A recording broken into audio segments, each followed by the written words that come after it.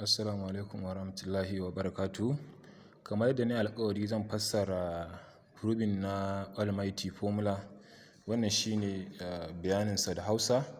Kamar yadda kuke gani, wannan shine sunan channel ɗinmu, Muhdhuzaifawudil TV, Muhdhuzaifawudil WDL TV. Domin ku yi mana subscribing, ku danna wannan bell ɗin yanda idan mun yi abu da mun ɗora aiki za ku ji shi a faɗo cikin wayarku. So yanzu wannan shine proof of quadratic formula. First of all, kamar yadda muka sani, muna da general expression na quadratic equation ax square plus bx plus c is equals to 0. Muna so mu nuna cewa x din nan daidai take da minus b plus or minus root of b square minus 4ac over 2a. Tunda wannan shine formula da muke amfani da shi idan muna da equation da ba za mu iya using factorization method ba, sai mu apply din formula mu sai mu solving din sa. To ita ce formula muka yi proving din ta, muka ga yadda ake samu ta. So ita wannan ana amfani da completing square method ne wajen samu ita wannan formula ta quadratic formula ko kuma mu ce almighty formula. Farko idan muka zo za mu yi leading power din mu, coefficient of x square din mu za mu mai da shi 1. To saboda haka za mu raba kowane bangare da a, tunda a ne coefficient, tunda in general muke magana, dukkan su ba mu da wata number sai unknown. To kun ga idan muka ce ax squared over a plus bx over a plus c over a is equals to 0 over a. So kun ga mun yi cancel din a din nan, yanzu muna da x squared plus b over ax, sannan kuma muna da c plus c over a. Sannan za mu ɗauki wannan c over a din nan mu kai shi ɗaya ɓangaren. Kun ga right hand side kenan, nan muna da x squared plus b over ax is equals to minus c over a. Then idan muka sake zuwa nan sai mu completing square din mu, sai mu ɗauki half na wannan x din, coefficient of x na which is b over a. Kamar yadda kuke gani a nan gun na ɗan yi bayanin sa yadda yake. Idan muna so mu samu half na x, za mu ce to x din nan times half, kun ga muna da x over 2.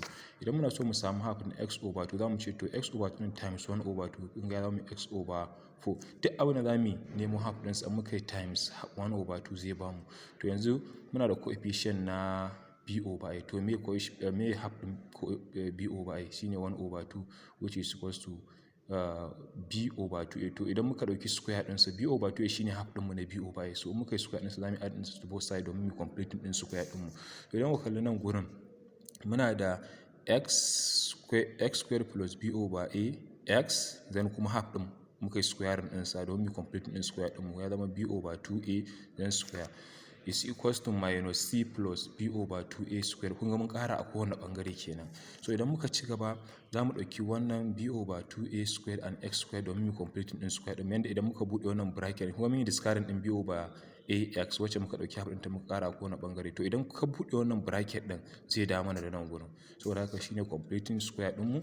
Dan muna da b over 2a square minus c over a. Kawai mun ɗauki wannan mun mai da shi nan, mun ɗauki nan mun zagaya shi, tunda akwai abin da ake kira commutative which is allowed.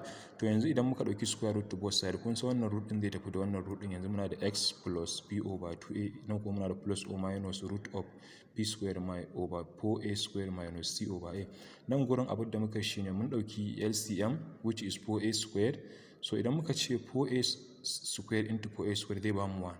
1 times b square zai bamu b square. Nan muna da minus. In muka ce a into 4a zai bamu 4a square zai bamu 4a. In muka ce 4a times c zai bamu 4ac. Kun ga suna cikin bracket. To idan muka zo muna da x plus b over 2a wanda daidai yake da plus or minus, sai muka yi separating ɗinsu kamar yadda kuka gani a nan gurin, root p over q from sod daidai yake da root p over root q. So kun ga kenan mun yi separating ɗin na saman which is b square minus 4ac, sannan mun yi separating ɗin 4a square. To root of 4a square shine me 2a. Wannan kawai mun bar shi a yadda yake, b square minus 4ac. Sannan muna da x is equals to minus b over 2a plus or minus root of b square minus 4ac over 2a.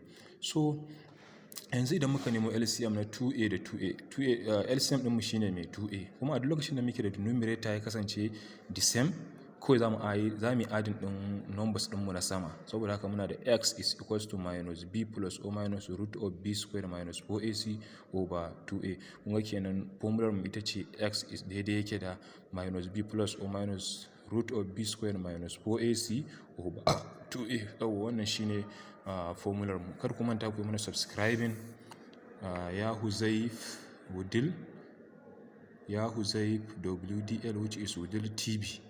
then if you subscribe, to bayan kun yi subscribe sai ku danna wannan bell din, yadda da mun yi wani abu za ku gan shi ya faɗo muku. Thank you very much.